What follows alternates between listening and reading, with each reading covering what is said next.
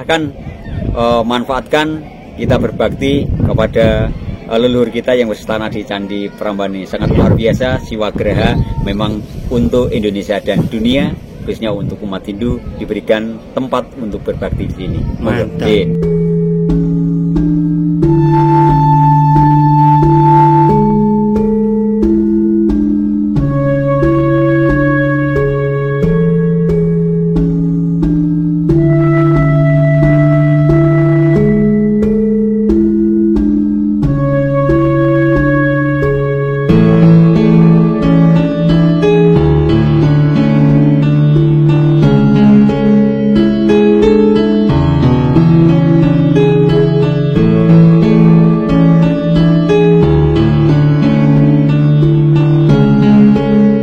Oke lur, hari ini kita mau ngobrol-ngobrol dengan salah satu bapak petugas dari Candi Prambanan ini. Mungkin banyak hal-hal yang ingin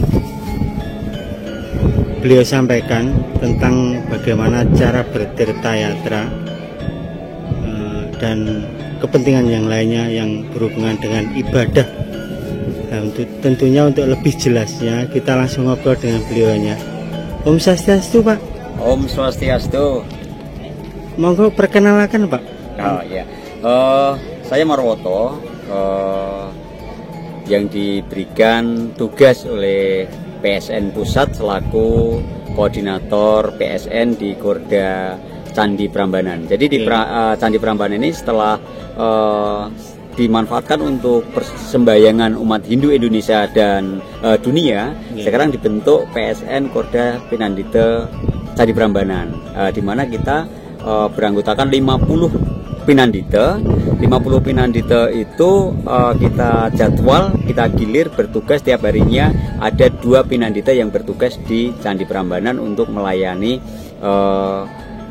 umat yang tirta yatra ataupun melakukan persembayangan secara pribadi. Nah, terus bagaimana bisa bersembayang di Candi Prambanan? Nah, ini setelah pemanfaatan candi ini memang ada regulasi atau aturan yang harus dipenuhi oleh umat. Yang pertama itu kalau tirta yatra di bawah 5 orang.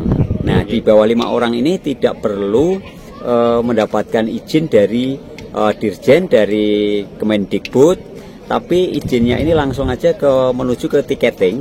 Nah, di tiketing di sana, di loket penjualan tiket nanti menyampaikan bahwasanya saya akan melakukan sembayang. Nah, itu kalau di bawah 5 orang. Nah, nanti bilang kalau mau sembayang nanti untuk harga tiketnya juga beda, karena kalau yang ingin sembayang itu harga tiketnya separuh, hanya 25.000. Nah, setelah beli tiket nanti laporan kepada petugas. Nah, petugas di TWC nanti akan menghubungi kami di base campnya atau di sekretariatan Pinandita. Nanti ada tamu yang mau sembayang. Nah, sebelum masuk ke candi utama di halaman 1, tentunya kan nanti kita harus menuju ke posko khusus atau polsus. Di situ nanti ketua rombongan mengisi buku tamu, tujuannya apa, sembayang. Nah, baru nanti kita antarkan untuk berbakti di Candi Prambanan ini. Jadi bisa bersembayang. Nah, kalau rombongannya lebih dari 5 itu harus izin tertulis.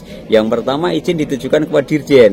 Nah, dari Dirjen nanti meneruskan ke Dirjen Kebudayaan. Nah, nanti baru dari Dirjen Kebudayaan memberikan jawaban untuk ke Dirjen bahwasanya diizinkan pada tanggal berapa tirta yatra itu dilakukan. Oh, berarti terjadwal dulu gitu, Bang? Iya, jadi kalau yang rombongan harus izin terlebih dulu. Ya, izin jauh hari sudah izin dulu. Kalau belum keluar izin belum bisa melakukan tirta yatra. Nah, terus ini kalau tambahan informasi, kalau hari Senin ini candi ini disterilkan, tidak ada pengunjung karena hari Senin itu khusus untuk pemeliharaan candi. Nah, jadi yang bisa hanya para mangku yang tugas, karena para mangku atau pinandita yang tugas di sini itu diberikan kesempatan sembahyang 3 kali, di saat pagi, siang, dan sore. Senin pun bisa masuk kalau itu pinandita. Tapi untuk umat dan pengunjung tidak boleh. Oh, memang tidak hari boleh. Senin khusus memang Candi Prambanan ini ditutup untuk umum karena untuk pemeliharaan candi itu. Jadi kami persilahkan untuk umat senusantara yang ingin bertirta yatra, langsung aja bisa buka websitenya dari Dirjen atau dari Kementerian Agama itu sudah ada tata cara ataupun bagaimana bisa tirta yatra ke Candi Prambanan. Tapi yang jelas secara singkat tadi, kalau perorangan tanpa izin, tapi kalau lebih dari 5 orang rombongan itu harus izinnya jauh hari sebelum ada hari izin. Jadi sebelum mengantong izin belum bisa. Nanti dari Pinandita yang tugas ini menghantarkan persembahyangan di sini. Waktunya juga sangat terbatas. Setelah selesai sembahyang, nanti umat bisa berwisata selayaknya wisatawan pengunjung. Jadi bisa masuk ke ruangan Candi Brahma, Wisnu dan Siwa luasa. Tapi di dalamnya tidak boleh melakukan aktivitas ritual lagi, tapi sekedar memanjatkan doa dan atau mengaturkan bakti, sembah sujud sungkem bisa, tapi tidak bisa membawa sarana yang masuk ke dalam bilik candi. Jadi bisa berkeliling semuanya, berwisata, dan juga bahkan ada kalau misalnya mau langsung ke yang terdekat di Boko itu juga ada. Tapi yang khusus di Prambanan ini kita mengikuti regulasi yang ada, baik regulasi dari DWC, dari BPK, dan juga kesepakatan yang telah disepakati antara 4 menteri tadi, ya, tata cara sembayangnya. Karena juga setiap purnama tilem hari besar itu di sini diadakan persembahyangan. Oh gitu Pak. Iya. Berarti kalau memang pada waktu misalkan tepat purnama atau hari raya itu bisa langsung aja nimbrung gitu, boleh Pak ya? Kebetulan juga ada regulasinya juga. Ada regulasinya. Jadi kalau purnama itu kan dilaksanakan jam 3 karena situasi kondisi jam 3 itu udah mulai itu jumlahnya dibatasi 108 umat. Ya, jadi kalau misalnya datang ikut sembahyang juga boleh, tapi harus ber-ID card, menghubungi panitia yang tugas saat itu. Gitu. Cukup jelas penjelasan dari Bapak Marwanto ini, semoga bisa membantu untuk umat yang ingin bertirta yatra ke Candi Prambanan ini Pak.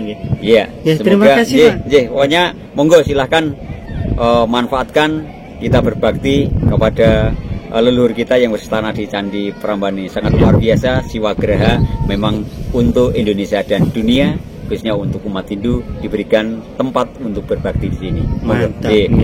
Terima kasih Pak. Sama-sama. Om Santi. Om. Oke Pak, untuk nomor HP mungkin untuk jenengan? Oh, saya di 081 329 05 0009. Nah, ya. Ulangi lagi Pak. Oh ya, 081 329 05 0009, kosongnya 3 kali. Terima kasih Pak Marwanto. Sama-sama. Om Swastiastu. Swastiastu.